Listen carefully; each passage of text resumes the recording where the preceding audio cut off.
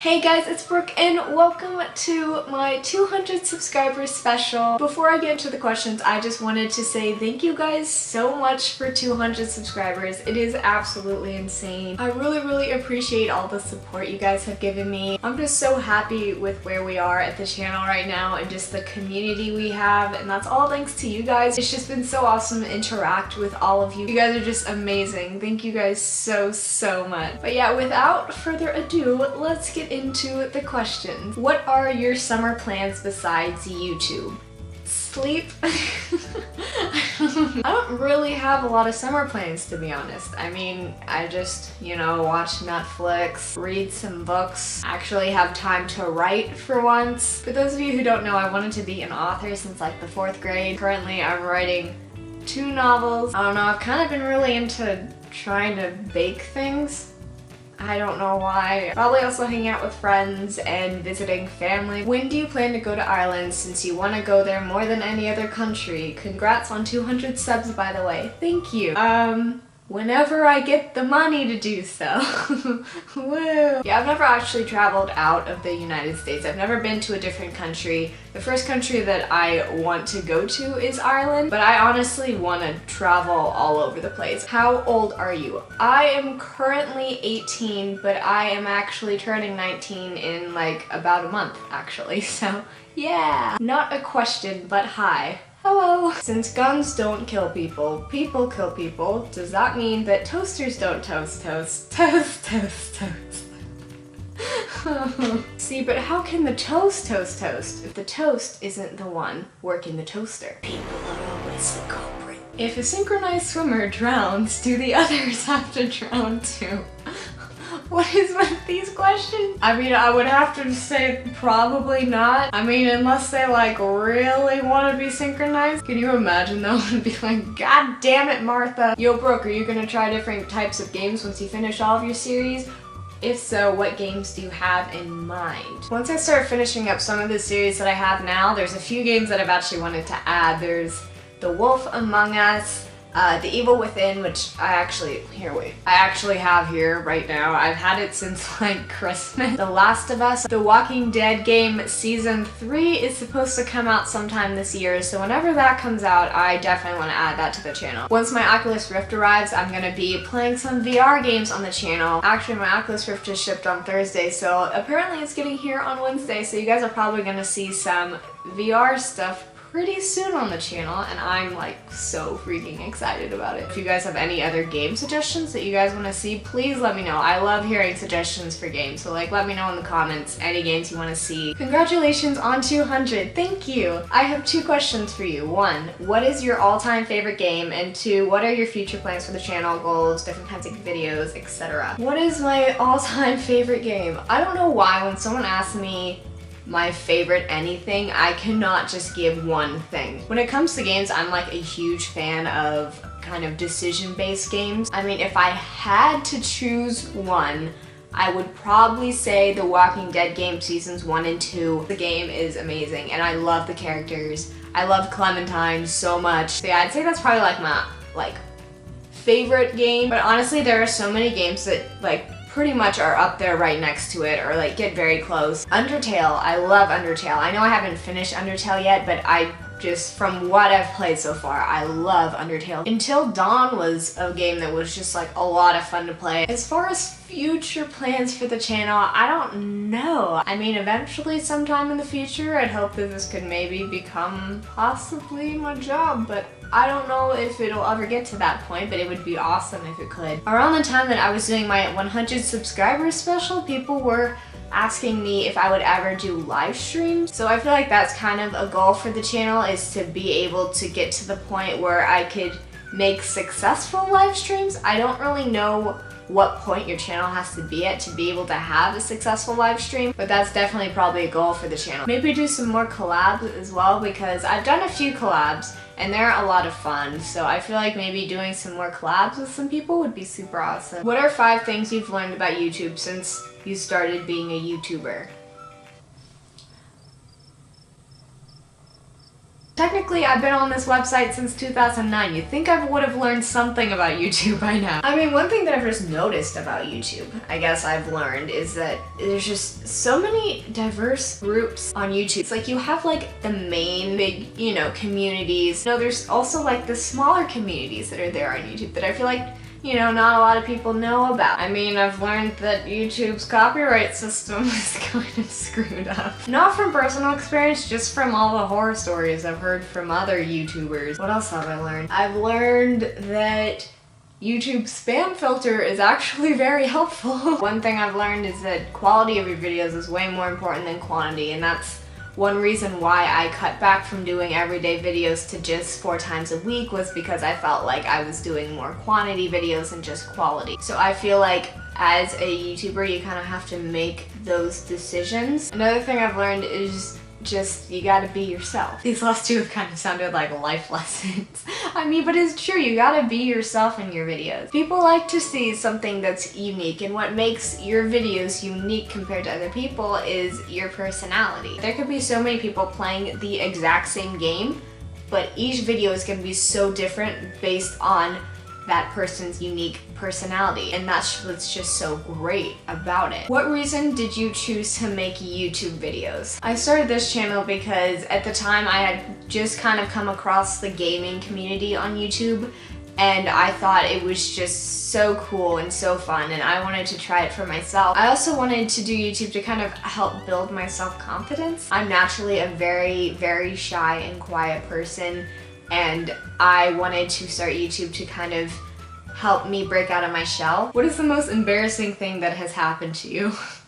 Do you mean my life? Honestly, I just do embarrassing things on literally a daily basis. I don't know if I could even freaking pinpoint the most embarrassing thing. Like, there's just so many things in my mind right now. I don't even know what would be the most embarrassing. I actually made a video on my channel a little less than a year ago where I talked about an embarrassing moment I had. You know, I'll link that somewhere on this, probably right here. I'll link that video on the screen if you want to watch it. That was kind of recent, but there is actually another more recent experience that I've had that has been stuck in my head ever since. I was with my friend, we were in the parking lot for the movies, and we were in the car. And the car's been doing this super weird thing lately where when I'm on Bluetooth on my phone, I have to turn the volume up way loud just to hear the music. But then once I turn off the car, the volume stays the same, but then when I turn it back on, it switches to radio and the music blared. It didn't used to do that, so I don't really know what's going on, but anyway, it's just super annoying. So I have to remember to turn down the volume before I turn off the car, but this time I forgot to do that. So I go to turn the ignition and the radio blares. It is so freaking loud. It scares the crap out of me. And so at this point, I'm kind of already frazzled. I'm like, oh my god, I turn down the radio, and then I go to start backing out. The wheels do not turn. And I'm kind of starting to panic a little bit in my mind because I'm like, oh my god, what's happening? And this isn't even my car, it's my mom's car, and it's fairly new, so I'm like kind of spazzing out. Honestly, if I had just taken 2 seconds to just calm down and actually try to think about what was happening, I probably would have figured out what was wrong myself. But no, of course I didn't do that. All I could think about was the fact that I was now in the middle of the freaking aisle of the parking lot. I'm just imagining that some car is gonna be coming down the aisle any minute. So I'm just thinking I need to get this fixed now, like right now. And so I put the parking brake on the car while my friend goes to try to find someone to help. Yes, there are other people involved in this story. Fuck my life. So I get out of the car, and this dude with his kids come over, and I tell him, yo, I cannot get the wheels to turn. I don't know what's going on. So he goes to sit in the car to try to figure out what's happening. He's looking around, and then he turns on the engine. And it dawns on me at that moment what just happened. The music was so loud that I just assumed that the engine had turned on, and I didn't even bother to check that it did. So my car the entire time that was happening was on accessory mode. Of course the wheels can't turn if the engine is not on. At this point I just kind of want to crawl under a rock and die. So the guy puts my car back into the parking spot, And he gets out and he's like, yeah, your parking brake was on. And a part of me was so relieved that he just thought it was the parking brake. Because honestly, it would have been 10 times more embarrassing if he thought it was because it was on accessory. He must have just thought I had put it on accessory before I got out of the car. I don't even know, but I'm just so glad he thought it was the parking brake, because oh my god. Either way, the dude probably thinks I like don't know how to drive. He's probably wondering how the hell I even got to the movie theater in the first place. So that really wasn't my best moment. Honestly, I just think about the moment and I just cringe because it was so dumb. It was so dumb. I don't know if that's my most embarrassing moment, but that's the one that was sticking out in my head right now. Honestly, I could probably make an entire video of all the embarrassing things that I have done in my life. If you could time travel to any period of time, where would it be and would you change history? Actually, if I had the choice to time travel, I would probably travel to the future. I just want to see what life is like way far in the future. Like, what's the technology like? Have we space traveled? Are we living in space now? Those are the kinds of things I want to know, man. If I had to travel back in time though, ooh, there's so many good eras to go to. I feel like the Renaissance era would be kind of interesting. Or like ancient Egypt. That would be really cool. As far as changing the history, I would not. Based off all the science fiction I've seen and read, I know that that is a terrible idea. If you could have a superpower, what would it be and why? That is a good question. I feel like it'd be cool to have the power to shapeshift, because then you could shapeshift into whatever you want, whenever you want. Like, you could shapeshift into a dolphin and swim in the ocean, but then you could shapeshift into like an eagle and fly. Either that or teleportation, because then I could go wherever I want, whenever I want. And also, I'd probably stop being late to things, because I'm typically a person who is late to everything. So if I had teleportation, I could actually get to places on time, which would be nice. So when is Brooke as a Baker going to happen? Right now. Welcome to Brooke as a Baker, where we make gluten-free and vegan food. And here is our baker, Sally. Today we are making cornbread muffins because that's the only thing Sally knows how to make. First things first, preheat your oven to 375 degrees. Congratulations, you just finished the first step. How do you feel? I feel great. Shut up, Sally. Pour your gluten-free cornbread mix into a mixing bowl. Be sure to pour it excruciatingly slow and smile while you do it for the best results.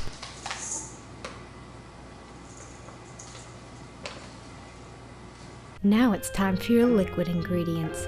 The recipe calls for egg, but Sally doesn't use egg. Instead, she's gonna use chia seeds because they're healthy. The mixture looks kinda weird, but who gives a shit? Now it's time to mix all your ingredients together. Be sure to mix aggressively to cinematic music for best results.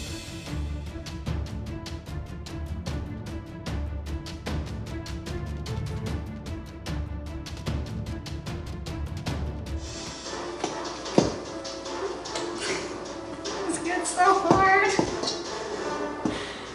Oh my god. Once you've poured the batter, put the muffins in the oven for 20 minutes.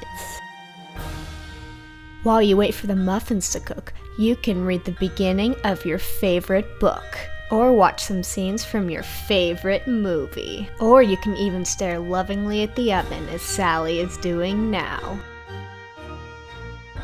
Congratulations, you have now acquired a batch of oddly shaped muffins, but be careful because that shit is hot.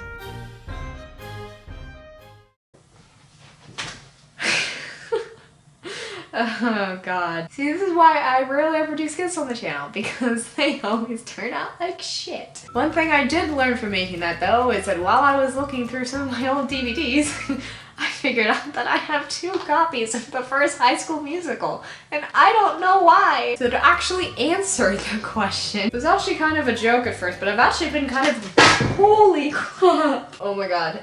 It's okay, guys. It's okay. That was honestly bound to happen at some point. At first it was kind of a joke, but now I'm actually like somewhat considering making a baking channel maybe. You know, just to share some really great gluten-free and vegan recipes because I don't eat gluten or dairy, so that would be kind of cool. I might do that in the future. I have no idea.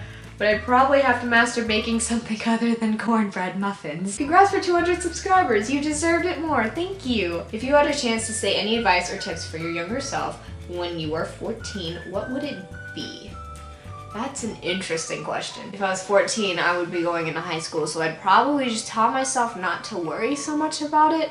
High school honestly was not that bad, and I guess I would just tell myself to be comfortable with who I am and just be myself and not care what other people think. What would you do? Be immortal and live forever, or die right now painlessly? I mean, I really would rather not die right now because there's so many things in my life that I still want to accomplish. But just the idea of living forever, I mean, yeah, that would be great. I mean, you could accomplish so many things in your life if you were immortal, but I don't think I'd want to live that long. I'm just assuming that I would be the only one that's immortal and everyone I know is not. So just the fact that I would outlive everyone I know and love is, I don't know, that's not really something that I would want. So yeah, I would not be immortal. Wait, I'm in this video? What's happening? I'm trapped. Help me! Well, looks like you're stuck here forever. Will you ever come to Insomnia in England, Birmingham? By the way, congrats on 200. Thank you. I would love to come. I mean, I mentioned earlier in the video that I want to travel everywhere. So yeah, it would be a lot of fun. I definitely want to come. Are you going to do any fighting game let's play with your friends like Mortal Kombat XL? I mean, yeah, sure, if my friends are up for doing that sort of thing. I personally don't have a lot of experience with fighting games, but I'm definitely up for adding that sort of thing to the channel. If any of my friends are up for doing that sort of thing with me, I will definitely do so. Congratulations, love seeing your channel grow. Thank you. Unexpected Donut asks, would you be a superhero or a supervillain, and what kind of power would you have? Ooh, interesting. I would actually probably say supervillain, which is probably not the answer you thought would come out of my mouth. As a writer, I love to get inside the heads of people that aren't me. That's what I love about acting too, is being able to be in the headspace of someone that is not myself. And just kind of be able to understand the world from their point of view. So that's kind of why I'd want to be a supervillain, because I feel like it'd be so interesting to kind of be in that mindset and kind of understand the world from that point of view. As far as what kind of power I would have, I'd say I'd probably want something different than what I mentioned earlier in the video. Maybe the power to like mimic other people's powers, or maybe the ability to steal other people's powers, because you know I am a supervillain, so that would make sense. Dragon Master asks, do you believe in the paranormal? I'm kind of very back and forth on this question, because there's a part of me that wants to say yes. I feel like it's kind of one of those things where I kind of almost want to see at least some sort of proof, but I don't necessarily want to say no that I don't, because you know, I'm not entirely sure if it doesn't exist. I'd say more than anything, I'm just kind of fascinated by it, especially as a writer. So I'd say I'm open to the idea of believing in the paranormal, but at this point I don't like fully believe in it, if that makes sense. And that is all the questions that I've got for this Q&A. Thank you guys so much for asking the questions. I actually got a ton more questions than I thought I was gonna get, which was super awesome. Again, thank you guys so much for 200 subscribers. I really hope you guys enjoyed this video. If you did, please be sure to give it a like, and if you want to see more videos, subscribe down below. And I will see you all next time.